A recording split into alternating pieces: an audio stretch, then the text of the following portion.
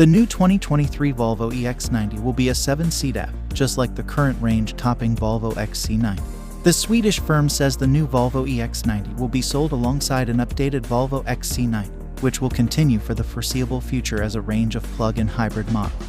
This will give a petrol-powered alternative for those who aren't yet ready to switch into the pure electric new Volvo EX90. The new Volvo EX90 has been revealed in downtown Stockholm in a glamorous world premiere. This is to build interest ahead of its expected release date in autumn 2023. It is expected to go on sale in summer 2023. The new Volvo EX90 will be more expensive than the current Volvo XC90, which costs from £61,995. At launch, there will be two versions, both in top-spec trim. The twin-motor Ultra-Launch model will cost £96,225, and the twin-motor Performance Ultra will be priced at £100,555. Volvo says these are indicative prices and may be subject to change. If you liked the video, please subscribe the channel and thanks for watching.